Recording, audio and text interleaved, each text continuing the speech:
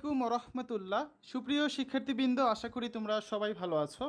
এই ভিডিওটা তৈরি করছি অষ্টম শ্রেণীর শিক্ষার্থীদের জন্য। 2024 সালের অষ্টম শ্রেণীর ষান্মাসিক মূল্যায়নের ইসলাম শিক্ষা পরীক্ষাটা হবে 10 জুলাই। তোমাদের অষ্টম শ্রেণীর ইসলাম শিক্ষা অর্ধবার্ষিক পরীক্ষার সিলেবাসটা হচ্ছে বইয়ের প্রথম 2টা অধ্যায়, অর্থাৎ 1 থেকে 72 পৃষ্ঠা পর্যন্ত। তো আমরা গত পর্বে প্রথম অধ্যায়ের কিছু একক কাজ, জোড়াই কাজ এবং দলগত কাজ নিয়ে আলোচনা করেছিলাম। আজকে দ্বিতীয় পর্বে আমরা তোমাদের বইয়ের দ্বিতীয় অধ্যায় থেকে কিছু একক কাজ, জোড়াই কাজ এবং দলগত কাজ নিয়ে আলোচনা করব, যেগুলো তোমাদের পরীক্ষায় থাকতে পারে। আর তোমাদের পরীক্ষার আগের দিন আমরা একটা চূড়ান্ত সাজেশন দিয়ে দিব। তো এই ভিডিওগুলো দেখো, আশা করি তোমরা খুব ভালো একটা পরীক্ষা দিতে পারবে। যারা বিগত পরীক্ষাগুলো দিয়েছো এবং সাজেশনগুলো দেখেছো, তারা বুঝতেই পেরেছো যে পরীক্ষাতে কত সহজভাবে তোমরা পরীক্ষায় সব কিছু লিখতে পেরেছো, কারণ ধারণা নিয়ে যেতে পেরেছিলে যে কী ধরনের প্রশ্ন পরীক্ষা আসতে পারে। তো ভিডিওটা দেখো, আশা করি কিছুটা হলে উপকৃত হবে। তো যারা এখনও অন্যান্য বিষয়ের ভিডিওগুলো দেখোনি, তারা আমাদের চ্যানেলের প্লেলিস্ট অপশন থেকে ঘুরে আসতে পারো। সেখানে তোমরা অষ্টম শ্রেণীর বাংলা, ইংরেজি, গণিত, বিজ্ঞান, ডিজিটাল প্রযুক্তি, স্বাস্থ্য সুরক্ষা, জীবন ও জীবিকা, ইসলাম শিক্ষা, শিল্প ও সংস্কৃতি এবং ইতিহাস ও সামাজিক বিজ্ঞান, প্রত্যেকটা বিষয়ের জন্য আলাদা আলাদা করে প্লেলিস্ট পেয়ে যাচ্ছ। এখান থেকে তোমাদের যে সকল বিষয়ের ভিডিও দরকার খুব সহজেই তোমরা দেখে নিতে পারবে। দেখো, প্রশ্ন একে আমরা রেখেছি একটা একক কাজ, জাকাত ফরজ হওয়ার শর্তগুলো লেখো। জাকাত ফরজ হওয়ার শর্ত হচ্ছে 8টি। 1. মুসলমান হওয়া। জাকাত ফরজ হওয়ার জন্য প্রথম শর্ত হচ্ছে ব্যক্তিকে মুসলমান হতে হবে, অমুসলিমদের উপর জাকাত ফরজ নয়। 2. নিসাব পরিমাণ সম্পদের মালিক হওয়া। কোনো অমুসলিম ব্যক্তির নিকট 7.5 তোলা কোনো মুসলিম ব্যক্তির নিকট 7.5 তোলা স্বর্ণ অথবা 52.5 তোলা রৌপ্য অথবা সমমূল্যের সম্পদ থাকলে তার উপর জাকাত ফরজ, অর্থাৎ ব্যক্তির সারা বছরের মৌলিক প্রয়োজন মেটানোর পর উদ্বৃত্ত সম্পদের উপর জাকাত ফরজ হবে। 3. নিসাব পরিমাণ সম্পদ প্রকৃত প্রয়োজনের অতিরিক্ত হওয়া। নিজের পরিবারের জীবনযাপনের জন্য প্রয়োজনীয় দ্রব্য যেমন খাদ্য সামগ্রী, পোশাক পরিচ্ছদ, ঘরবাড়ি, আসবাবপত্র, যানবাহন, কৃষিকাজের উপকরণ, শিক্ষা সামগ্রী ইত্যাদি ব্যতীত অবশিষ্ট সম্পদ নিসাব পরিমাণ হতে হবে। সারা বছর এসব মৌলিক প্রয়োজন মেটানোর পর যে সম্পদ উদ্ধৃত থাকবে, শুধু তার উপর জাকাত ফরজ হবে। 4. ঋণগ্রস্ত না হওয়া। ঋণমুক্ত হওয়া জাকাত ফরজ হওয়ার অন্যতম শর্ত। ঋণ পরিশোধের পর নিসাব পরিমাণ সম্পদ থাকলে জাকাত ফরজ হবে। 5. সম্পদ 1 বছর স্থায়ী হওয়া। নিসাব পরিমাণ সম্পদ 1 বছর নিজ আওতাধীন থাকা জাকাত ফরজ হওয়ার অন্যতম শর্ত। সম্পদ 1 বছর স্থায়ী না থাকলে জাকাত ফরজ হবে না। 6. জ্ঞান সম্পন্ন হওয়া। জাকাত ফরজ হওয়ার অন্যতম শর্ত বিবেকবান ও জ্ঞান সম্পন্ন হওয়া। বিবেক বুদ্ধিহীন পাগলের উপর জাকাত ফরজ নয়। 7. প্রাপ্তবয়স্ক হওয়া। অপ্রাপ্তবয়স্ক ব্যক্তির উপর জাকাত ফরজ হবে না। এবং 8 নম্বর হচ্ছে স্বাধীন হওয়া।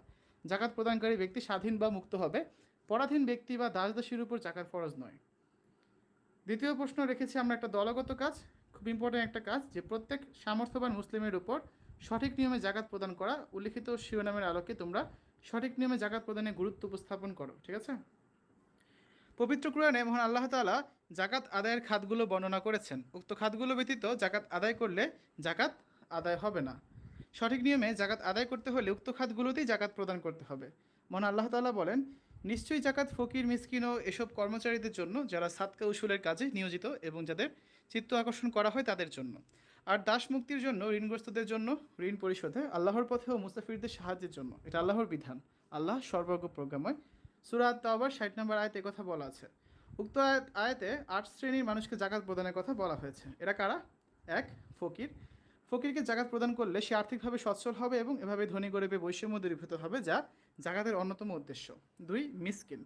সমাজে অসংখ্য মিসকিন রয়েছে যাদের মৌলিক চাহিদা পূরণ করার মতো যথেষ্ট সামর্থ্য নেই, যা তাদের জাকাত দিতে হবে, এতে সে ভালোভাবে জীবন পরিচালনা করতে পারবে।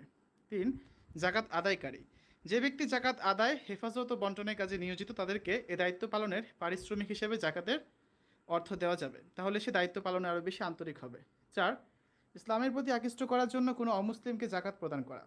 জাকাত প্রদান করলে হতে পারে কোনো অমুসলিম মুসলিম হবে, তাকে ইসলামের প্রতি আকৃষ্ট করতে জাকাতের অর্থ দেওয়া যাবে। 5.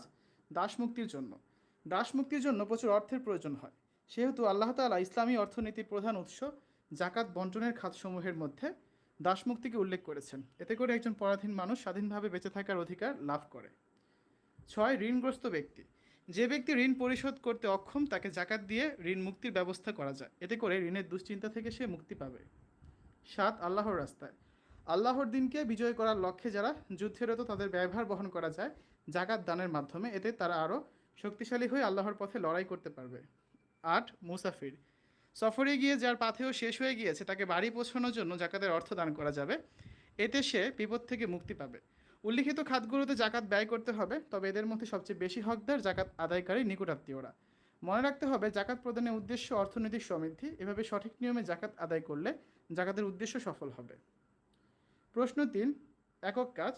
সাওমের শিক্ষা বা তাৎপর্য তোমার বাস্তব জীবনে কিভাবে প্রয়োগ করবে বা অনুশীলন করবে তা লেখো। খুব ইম্পর্টেন্ট একটা কাজ। 1, ক্ষুধার্ত বা অভুক্ত ব্যক্তিকে সাধ্যমতো খাবার দিব। 2, সকল কাজে সংযম রক্ষা করব। 3, পথচারীদের ইফতারের সময় হলে ইফতারের জন্য আমন্ত্রণ জানাবো। 4, বিশুদ্ধভাবে বেশি বেশি কোরআন তিলাওয়াত করব। 5, আমার শ্রেণীতে যারা কোরআন তিলাওয়াত করতে পারে না তাদের শিক্ষার ব্যবস্থা করব। 6, প্রতিদিন কিছু সময় ইসলামী লেখা বা আলোচনা সভার আয়োজন করব এবং তাতে উপস্থিত থাকব। 7, সকল প্রকার অনর্থক কথা ও বাজে কথা থেকে বিরত থাকব। 8, মিথ্যা কথা পরিহার করব। 9, আল্লাহ তাআলা যা হারাম করেছেন সেসব কাজ থেকে বিরত থাকব। 10, বেশি বেশি ইস্তেগফার করব। 11, সাধ্যমতো বেশি বেশি দান সাদকা করব। 12, মানুষকে বিভিন্ন কাজের মাধ্যমে সহযোগিতা করে কষ্ট লাঘব করব। 13, সময়ের অপচয় করব না। 14, অন্যের প্রতি হিংসা বিদ্বেষ ঘৃণা পোষণ না করে তাদেরকে ক্ষমা করে দেব। 15, বন্ধু বান্ধবদের নামাজে আহ্বান করে মসজিদে নিয়ে যাব। 16, ভোর রাতে সাহারির সময় বন্ধু বান্ধবরা সাহারি খেতে উঠতে পেরেছে কিনা সে খোঁজখবর নেব। 17, আত্মীয় স্বজনের খোঁজখবর নেব। 18, ইসলামী সাহিত্য বই পড়ব। এবং 19 নম্বর হচ্ছে বিভিন্ন মাসাইল সম্পর্কিত জ্ঞান অর্জন করব ইত্যাদি। দেখো প্রশ্ন 4-এ আমরা একটা জোড়ায় কাজ রেখেছি। এটা একটা ইম্পর্টেন্ট কাজ যে সালাতেই আমার চোখের শীতলতা দান করা হয়েছে। উল্লিখিত হাদিসের মর্মবাণী উপস্থাপন করো। যে ব্যক্তি আল্লাহ তাআলার প্রিয় বান্দা হতে চায় তার উচিত ফরজ সালাত আদায়ের পাশাপাশি বেশি বেশি নফল সালাত আদায় করা। সালাত রাসূলুল্লাহ সাল্লাল্লাহু আলাইহি সাল্লামের সবচেয়ে প্রিয় ইবাদত। তিনি বেশি বেশি নফল সালাত আদায় করতেন। ফরজ ও ওয়াজিব সালাত আদায় করলে অন্তরে যে নূর তৈরি হয় নফলের মাধ্যমে তা বৃদ্ধি পায়, অন্তরে প্রশান্তি আসে। রাসূলুল্লাহ সাল্লাল্লাহু আলাইহি সাল্লাম এ প্রসঙ্গে ইরশাদ করেন, সালাতেই আমার চোখের শীতলতা দান করা হয়েছে। নাসাই শরীফের হাদিস এটি। উক্ত হাদিসটির মাধ্যমে মহানবী হযরত মুহাম্মদ সাল্লাল্লাহু আলাইহি সাল্লাম নফল নামাজের গুরুত্ব বুঝিয়েছেন, পাশাপাশি সালাতের মাধ্যমে মানসিক প্রশান্তি অর্জনের প্রতি উৎসাহিত করেছেন। কারণ নফল সালাত আদায়কারী আল্লাহর নৈকট্য ও সন্তুষ্টি অর্জন করতে পারে। আল্লাহ তাআলার প্রতি চূড়ান্ত আনুগত্য ও বিনয় প্রকাশের সর্বোত্তম উপায় হচ্ছে সিজদা করা। আর সালাত আদায়কারী সিজদা অবস্থায় আল্লাহ তাআলা সবচেয়ে নিকটবর্তী হয়ে থাকে। মহান আল্লাহ তাআলা এই প্রসঙ্গে বলেন, আপনি সিজদা করুন ও নিকটবর্তী হন। সূরা আল আলাকের 19 নম্বর আয়াতে কথা বলা আছে। রাসূলুল্লাহ সাল্লাল্লাহু আলাইহি সাল্লামকে আল্লাহর নিকট অধিক পছন্দনীয় কাজ সম্পর্কে জিজ্ঞাসা করা হলে তিনি বলেন, তোমার উচিত বেশি বেশি সিজদা করা। তুমি যখনই আল্লাহর জন্য একটি সিজদা করবে তার বিনিময়ে আল্লাহ তাআলা তোমার একটি মর্যাদা বৃদ্ধি করবেন ও একটি গুনাহ মাফ করবেন। মুসলিম শরীফের হাদিস। মূলত রাসূলুল্লাহ সাল্লাল্লাহু আলাইহি সাল্লামের কাছে নফল নামাজ ও সিজদা করার মাধ্যমে আল্লাহর নিকটবর্তী হওয়া অনেক পছন্দনীয় ছিল। এতে তিনি মানসিক প্রশান্তি অর্জন করতেন। তাই তিনি বলেছেন, সালাতে আমার চোখে শীতলতা দান করা হয়েছে। ঠিক আছে? তো শিক্ষার্থীরা, এ ছিল আমাদের আজকে আলোচনা।